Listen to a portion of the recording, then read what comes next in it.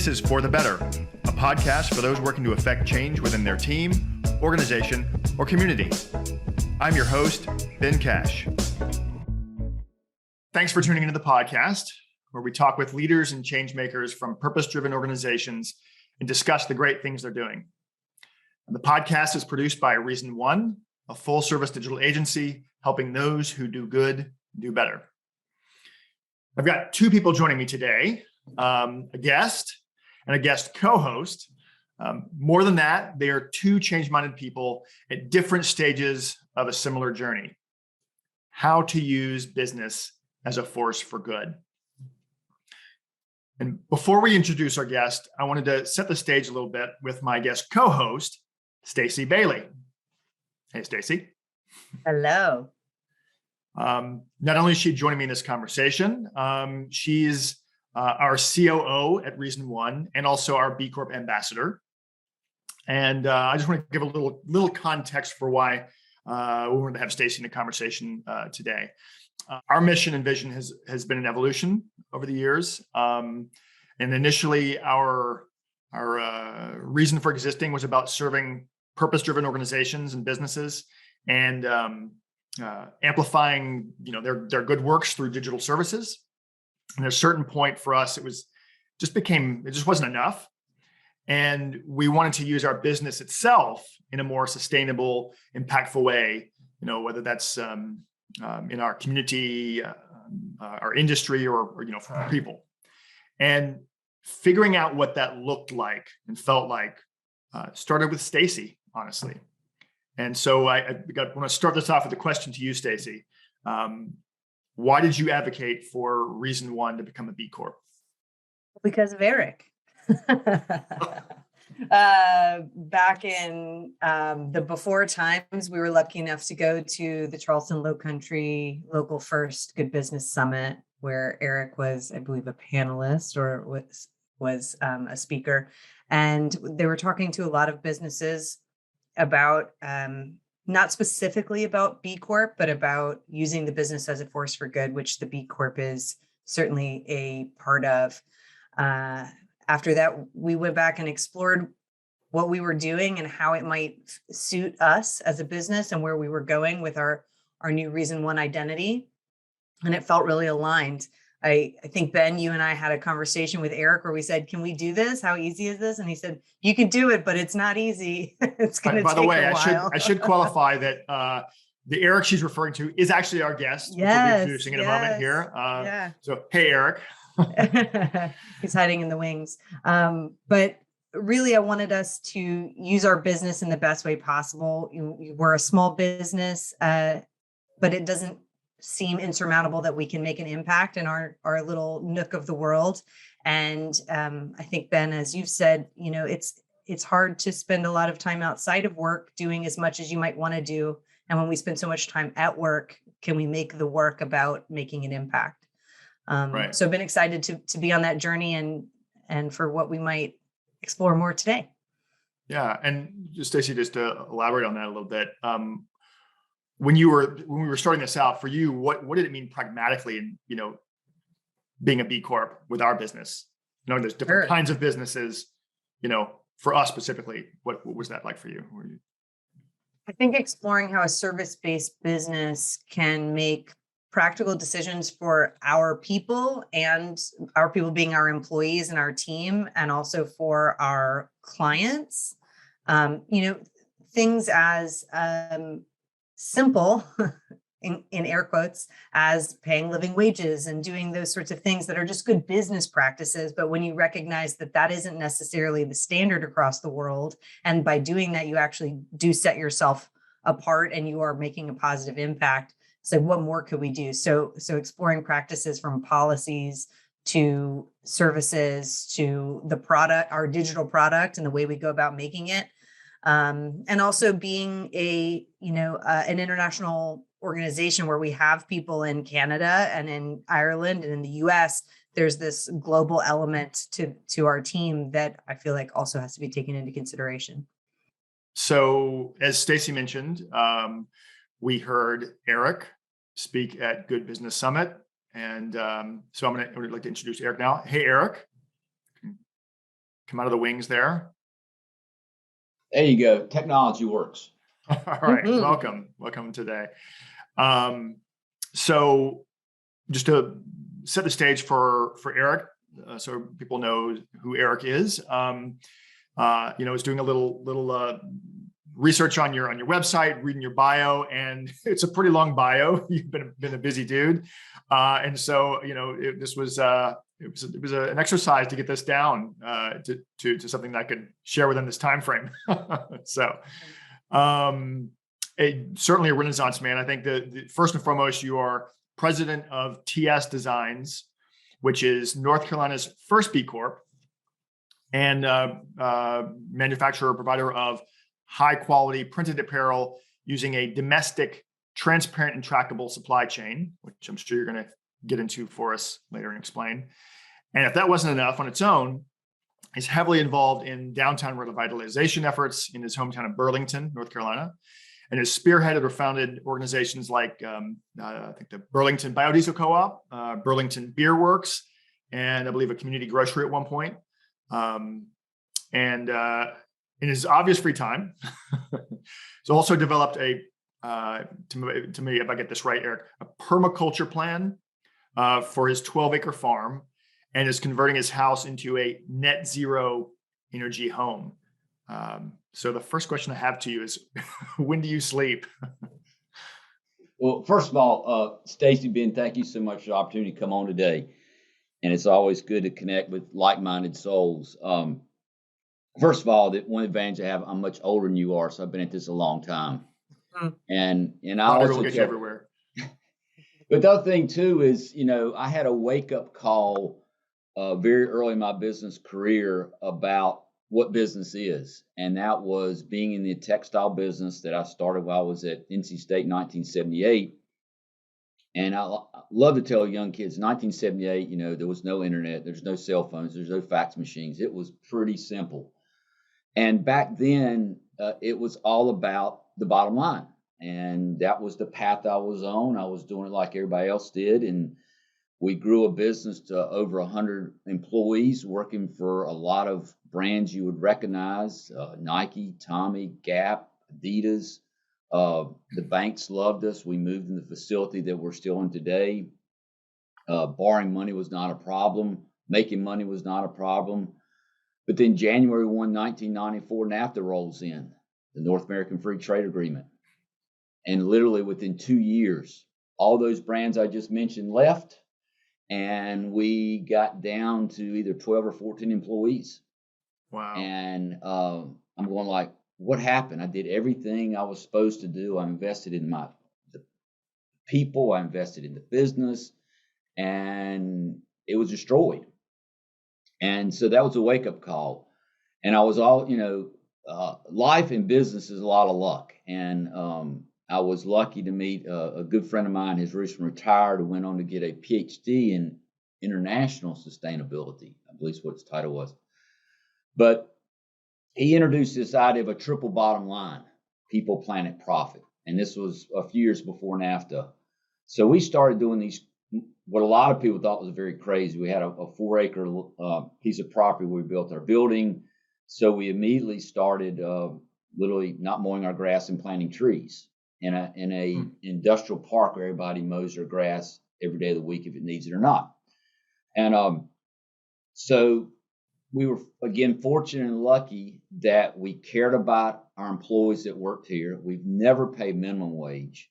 And again, back in those days, they didn't call it a living wage. We just didn't pay a minimum wage. We always had benefits because our employees were our most valuable asset. So we understood the people side of it. And then I've kind of has grown up as a tree hugger. I always cared about the environment. Where that got started, maybe it was the organic garden I had by my parents' house when I was growing up. And back then it was organic by default because industrial ag hadn't started yet.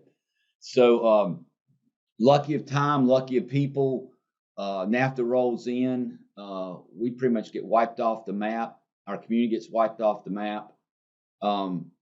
But it was you either go overseas or go out of business. And we said, no, we're going to go a different path. And we decided to stay in the domestic business. It was extremely tough. It's still kind of tough now. We'll talk more about what's happening today, but it's tough then because, again, the focus quickly moved to, oh my gosh, we can get it manufactured so much cheaper over there.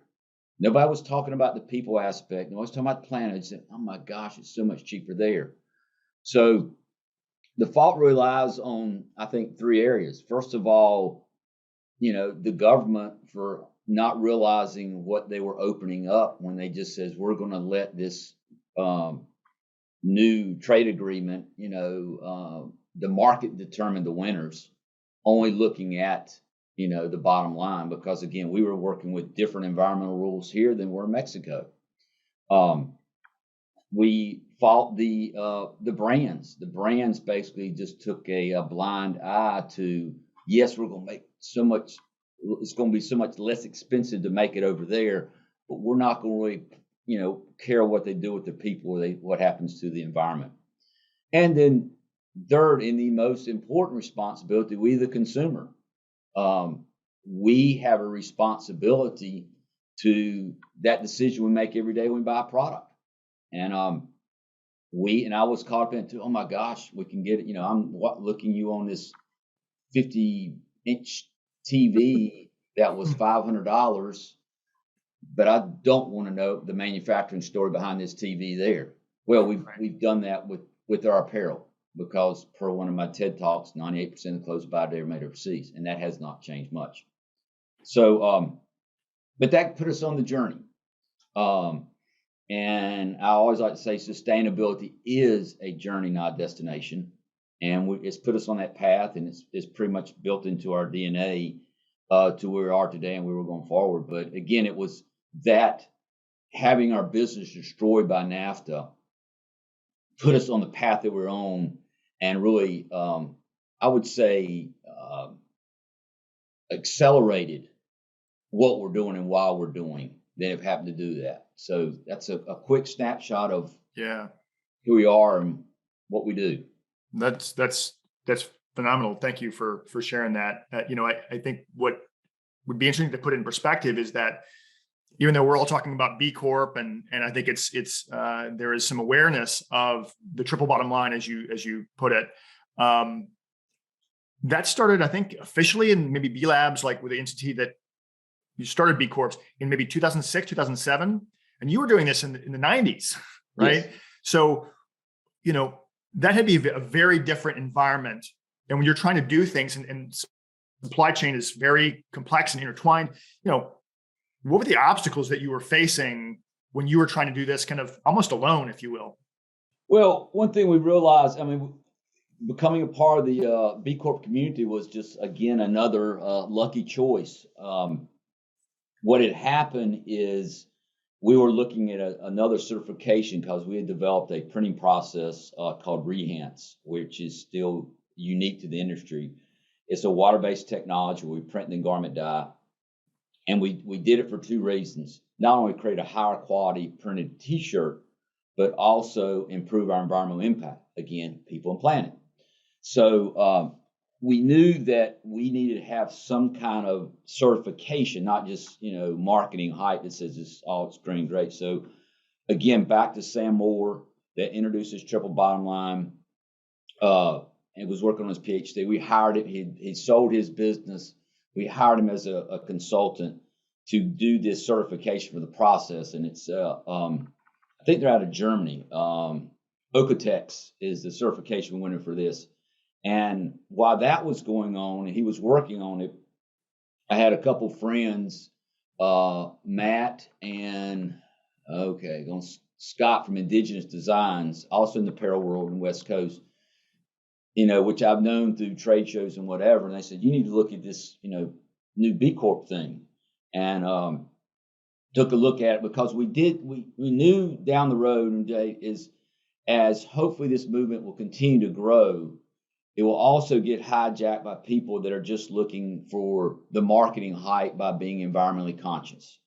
And, we see that every day with, quote, it's natural, or it's, what does that mean? So we knew that we wanted to have something that sat outside of TS Designs that validates what we're doing, and not just saying, hey, we're doing this work here, we're doing it a different way. So we just by chance hung our hat on the B Corp community, and they might have been, I think we came in the second year. And I did want to clarify, Ben, I just found out when we were getting recertified, because I said for years we were the first in North Carolina, we actually were the second in North Carolina. Oh, okay. There was a company out of Asheville.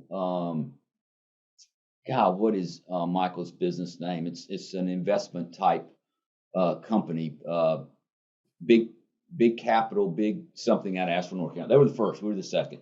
But even at that time, there was like maybe 50 companies involved in this, and we went to the first retreat, and there might have been 20 of us there at some rustic cabin out in California. And now we've seen what's over 3,000 or so companies are part. Still a small part of the overall business community, but it has grown. But it was just a lucky choice that we decided that, and we're glad we did, and we're honored to be a part of them, or part of it. We are, I think, 2 years into that journey. When we met with you several years ago, and you said it takes a time and it is labor intensive, but it's worth it, and it's worth being Yes. part of the community. We started laying our groundwork and doing our research. We were lucky enough to get to be a part of a program called Getting to 80 that's out of Canada. That's two B Corp consultants who help businesses make sure that they're, following the guidelines and getting their paperwork in order, as it were, to be able to apply. So we were able to submit last December of 2020. And now we are like in our sort of final stage of auditing, if you will. Yep. But, that all to say, what is, when you're talking to businesses about why it's worth it and why the community is worth it, it is labor intensive. It does take work. And so what do you think the advantage has been to your business to be officially certified and part of that community? I think it's two things. And one thing I will commend the B Lab folk. They're always raising the bar and improving the assessment. Mm-hmm. It's a whole different tool. I think this is the fourth one we've gone through. And so when you go through the assessment, you learn things about yourself, or they ask questions. I never thought about that before. And so then it gets you thinking internally. Maybe we do that. So it's an internal check. But then the thing that I really have enjoyed, and again, this was pre-COVID, and hopefully we'll have post-COVID, is the Champions Retreat. And because now you're in a audience that has like-minded values, and they might be anything from a technology business to a manufacturing business to a legal service or whatever. So at least it puts you in a group that right when you start that conversation, they've already looked past the bottom line. When you go to your local chamber of commerce, you'll get this whole spectrum of people, and it's not a question of right or wrong, but you got some Right. people, when I drop the triple bottom line on them, they look at me like, what planet did I come from? Or never even thought about a people, planet, profit perspective. And that's fine. I mean, that's just where they are. But in this group, you're much further down the pathway. So I have met so many great people, great friends, and use them as a sounding board. How do you address this and that? So it's twofold. It's internal perspective and learning, and also connected to a community that wants to do better. Yeah, absolutely. We, as the operations side of our house, it was important to me, not only as just who I am as a person, that we wanted to do this, but also to make it part of our, day-to-day operations. And Sarah Pengelly, who's our VP of people, she and I are, spearheading this together. But, Ben, I'm going to flip it a little bit on you, and Eric to chime in as well. One thing that we've run into, because Eric, you mentioned it's not just about marketing, right? And it's not, is that there are skeptics, right, that feel like you're doing it for the marketing juju or for the green blushing. So I know for us, we wanted our head of people and our head of operations to really be a part of it, because that's what it is for us. But, Ben, you've fielded some of that. Is this just about the marketing? Yeah, that's a great point, Stacey. And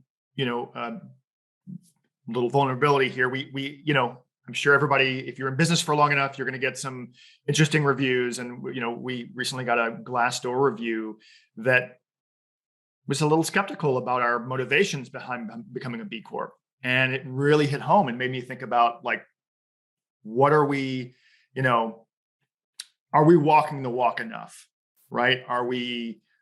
Because there's also a public facing aspect to this, and because we're trying to align ourselves with clients that share our values, and that's important, it's something we talk about, which can be misinterpreted as our value proposition rather than our shared DNA, if that makes sense. And so that's something I think we're always aware of. And I think, that kind of feedback makes us look internally and make sure that we are doing this for the right reasons and making the right investments.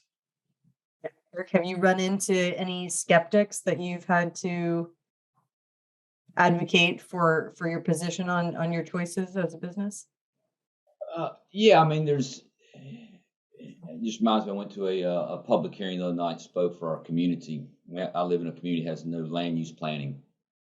And, but I'm also, I've lived in this community for over 60 years. So fortunately, I haven't burned too many bridges, and I know a few amount of folks. But, I think end of the day, yes, but the path we're taking, when you get past the skepticism, it is a harder path, because you care more about than the money. I mean, the money's important. That's what keeps the lights on. But, the path that we're taking cares about those other things, which is people and planet. And I think ultimately, I mean, that's what drives me. I mean, there will be a time that I'm not going to be on this planet anymore. And I'm just driven to try to leave it better for somebody else, or than people that are left behind me. And, I kind of grew up in a time where success and people thought happiness was driven by, income and money. And I've learned it's not. And again, back to that wake up call with NAFTA, it's not the bigger house or the more cars and stuff like that. It's the life we live and the people we're connected to. So, I mean, you get it, but I always tell them, come on this side, and I think you'll find it's a lot harder. But I think the work is worth it. But, yeah, we get those people, but, I say just understand, come see what we're doing. And, I mean, I don't have any, qualms about it, but yeah, this stuff's hard. Yeah, I like that to get hard. point.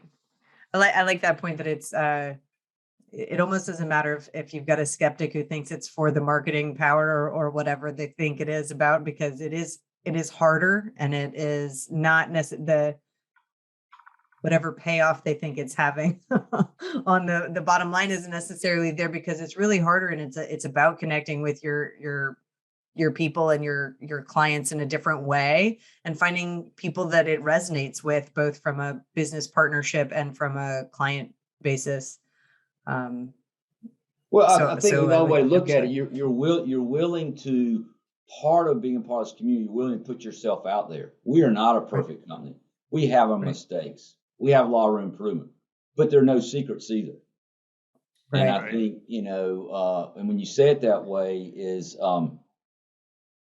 it's just, I think you're making yourself a lot more vulnerable, because you're letting yourself so open. So, I think in the way, it's to me, it's how to operate your business, how to operate your life. And, because I think it does, in the day you become more connected to who you are and where you are, than if you're just surfacely on the, there to suck the resources or the revenue out of the system for your own benefit. Yeah. I'm curious, Eric, too, because, you mentioned that your people are your most important asset, and you've got a very clear vision. You're very focused in where you want to go. What's that been like over the years, hiring people that may or may not share the same enthusiasm and passion for using a business as a force for good as you? What's that like? And I guess, Ben, I look at two ways. I actually ran for political office last year, North Carolina House 64. I described myself, I was the blue dot in the Red Sea. And because of COVID, I got overrun by the Red Sea. But politically and then religiously, people are going to know how I feel about things. But I will not force my values upon you. So when it comes to the folks at TS Designs, I mean, we're here to do a job. I will help you do that job. I'm not going to make you have to meet these values that I believe in, religiously or ethically, ethically is not probably not, religiously or politically, I should say.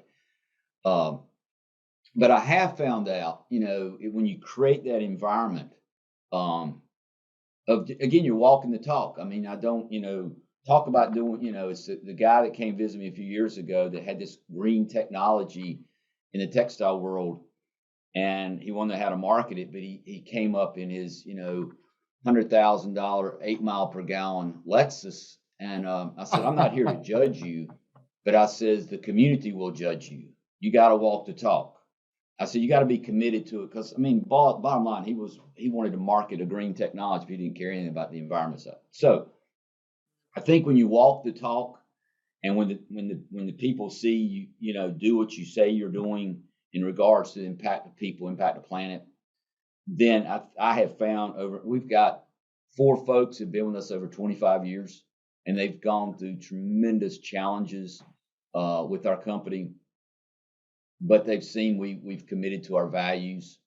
And then I think what's happened because of that, another success story is, let's just say we live in a conservative community, and we didn't have the best vaccine rate. And I basically went to them and tried to explain as I knew the information was coming about to us. And I said, this is not only to protect you, protect customers coming into us, but we had no problem with the 100% vaccine rate. Zero. There was no pushback, whatever. We don't have any, used to have smokers here. We don't have smokers anymore. And it's not that there's, I'm going to go out there and beat you because you smoke. I try to demonstrate, hopefully a healthy lifestyle. I always go tell, it's the little thing in business, the details that's important. A lot of times I see in businesses, they get on this, I'm going to do X, but then when you look at it, I was wrong. There's no, when we have coffee here, it's fair trade organic coffee. It's not, store-bought Maxwell House or whatever. I mean, it's all those little things, it's the LED lighting in this office here. So all these things cost the company money, but it relates to the values that we believe in. And how you do one thing is how you do everything. Yeah.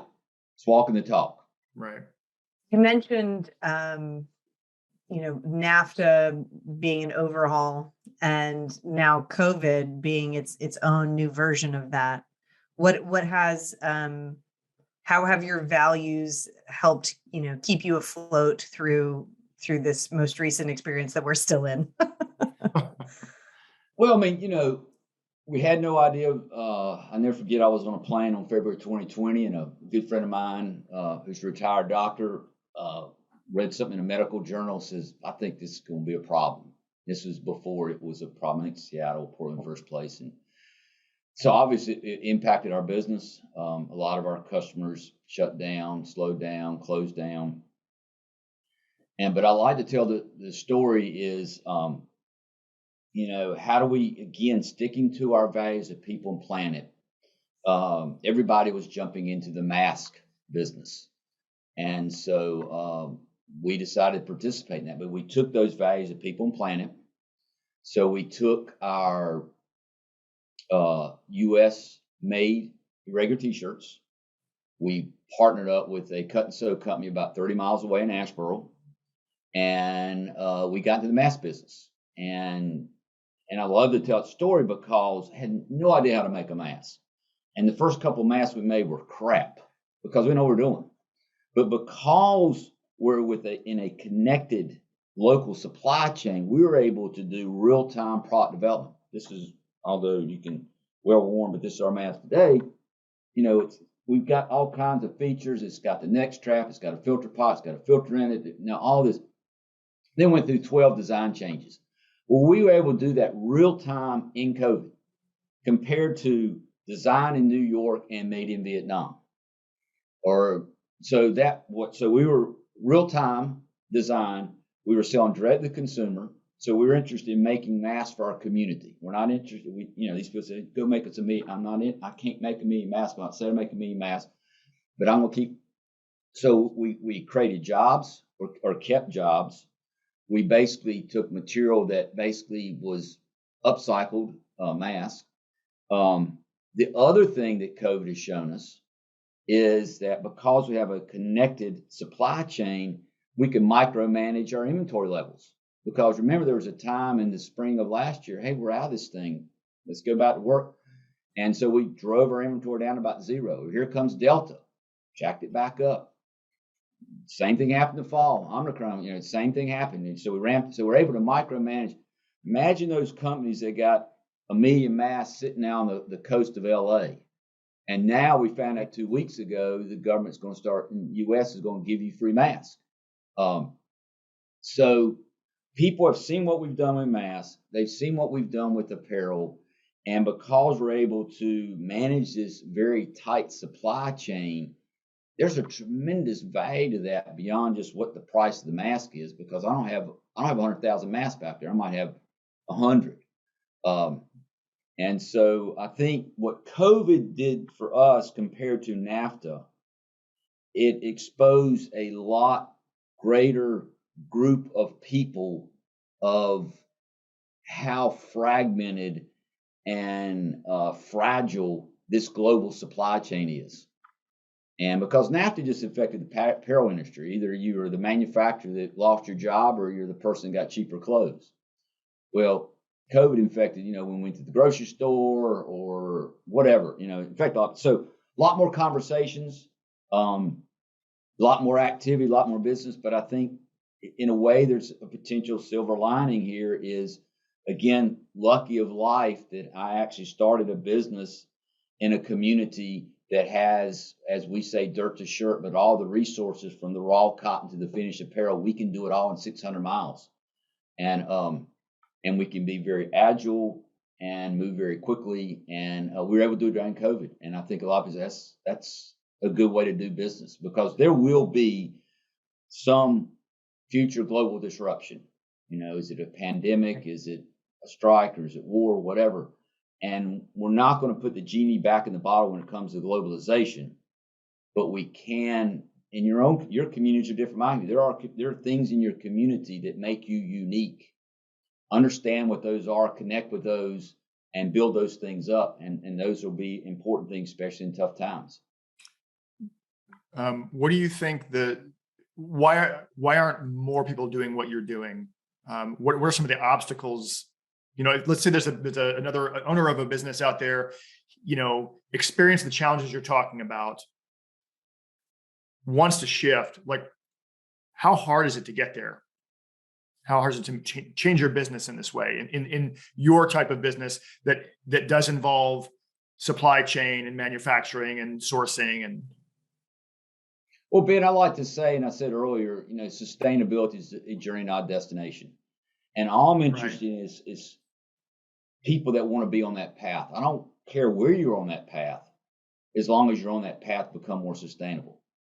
And then once you decide that, and another thing I love to say to the college kids is, well, I can say to you too, every day of your life, you're making a decision, some financial decision. You're buying a cup of coffee, you're buying a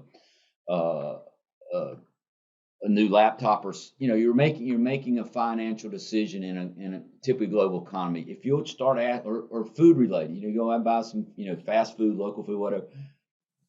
But we're so trained with what's it cost, and you got to know that. But ask the question: what is the social environmental impact I'm making with the decision I'm doing right now? And again, I've been doing this since the 90s. So But if you do that, it does two things. It basically, you become more educated in what you're doing, and then you become more connected to why you're doing it. And the local movement's the best. I mean, we moved from downtown Burlington out to a farm area to be around other farms, to be more connected because I understand the value. And it's just, you just build these relationships. So I think it's true with any business or any person is everything we do every day has an impact. And so just start asking yourself, what is that impact I'm having and what can I do to make it in a more positive way? And I think, if you just every day there's something that comes up that you can probably do it a little bit differently. Yeah. Yes. And I want to ask one last question here because we're getting close to time. You know a lot about the industry and the business and also the personal choices, as you say. What is a choice or what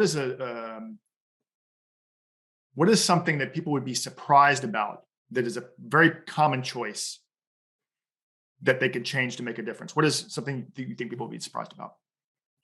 Oh gosh. Well, I mean, it amazes me, and somebody was putting some on LinkedIn today. When you go to the grocery store and they put in those cheesy ass plastic bags. First of all, I think you should either ban the plastic bag or charge you 10 cents for them. And then this person said, well, how to recycle them? I says, why are you even recycling? Why don't you just bring your own bag to the store? It's like I drink way too much coffee, but you'll never see me, usually you'll see me, I'll have my own coffee thing in my hand. It's usually glued to my hand. But it's little things like that. I mean, because they touch our lives every day. I mean, how many times have you been in the store and you buy one item and then they want to put that one item in a bag? We have to break them in habits. So it's that happens to us, every day of our life. But that's just a couple of quick things that come to mind, Ben. It's just, but we get so accustomed to it. It's so used to, I get a bag of chips and I say, I'm gonna put a bag of chips in a bag. Why you put a bag in a bag? I mean, anyway. But it's just but you see people do it all the time. I like to think about we have to be. Go ahead, Stacey. I was going to say, I like to think about that from a terms of there's a diet health mindset where if you start your day making good food choices, you will continue to make good food choices through the rest of your day. And I think similarly about sustainability and about making those choices when you start by bringing your bag or using a coffee cup, your micro impact isn't huge, but it makes you think about every choice you make when you're purchasing things, when you're making choices about waste. My son and I pick up litter on the way to school. There's litter in the same spot every day. Our litter pickup isn't fundamentally changing the litter problem, but it does help us think about everything that we're doing and all the choices we're making. And hopefully someone else sees us picking up litter and wants to do the same thing. I think that's part of the big part of sustainability is like everyone doing a small piece and it influencing each other's decisions. And I think that's what's really interesting about B Corp and businesses like yourself. I am one of those people who will pay whatever the difference in the margin is to buy something especially if it's got a B Corp label on it when I'm in the grocery store. It's like a no-brainer to make that decision or to find a business like yours. So those consumer decisions are very real and make an impact on businesses like yours and hopefully like ours. We're working towards our sustainable websites. That's our new, mindset of trying to figure out how we're going to make these digital services more sustainable and align with our business values and practices as well. Yeah. Stacey, what I like to say is that we don't live in a perfect world. And if you try to make it a perfect world, you'll be an unhappy person. And two examples I use of that is in my fantastic wife of over 30 years. And, but she's been around me long enough, she'll bring some new outfit home that she really likes, but at least she's looked at the label. It used to be, I'd say, well, where that was made? And she said, oh, no, I don't know. Now she has already gone through that process. The other example I live is right down the road from here is a Wendy's hamburger chain. And I know when I go there, it's not good for me, my health. It's probably not a good place for employees. It's not a good place for the animals. But sometimes it's a situation where I've got to get something because I've got to go to some meeting you've got planned. I'm going to be late and I haven't eaten all day. And if I don't get something to eat, I have a headache. It's just, so I do make some rationalization to go there, but at least I'm thinking about this. And if nothing else, I'm probably there maybe once a month and not every other day. And that's so just, some people get so wrapped up. It is not a perfect world. Just as long as you're trying to be aware of the impact that you're having, and then how can you do better next time in doing that. So it's a lot, it's tough, but I keep telling you, just be aware of what you're doing every day and don't beat yourself up when you fall short. I think that's a great way of thinking about it. You seem very plugged in, especially in your own community. And in the greater B Corp world. Is there anybody that you think that you would recommend that we listen to? Like, who's somebody to follow? Who's somebody a podcast to listen to, or article or book to read? Who should we connect with? I know you asked that question earlier. I can't. Who do you listen to? No specific names coming to, but one I would do I like to say is put yourself out there and stay connected. That's the thing I tell about B Corp. Go to that, the annual retreat and the people you meet. I mean, I always like to say another thing too, Ben, it's not one person has the answer. The community lies within the answer. Yeah. So just constantly put yourself out there, with what happens too is our customer base, they don't come here because they want cheap t-shirts. They've gone somewhere else a long time ago. So, there's a lot of cool people in my customer base, that maybe or maybe not understand about the B Corp community, but they're on this same journey.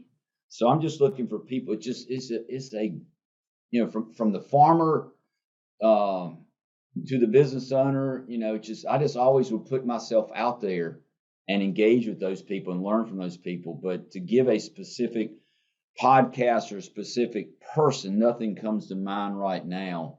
Other than it's just an honor to be connected with the community that y'all are a part of too. I couldn't agree more. And of course, it was how we connected, right? We saw you speak. My friend Joel Sadler, I think introduced us when we wanted to first talk. It's staying connected in that community.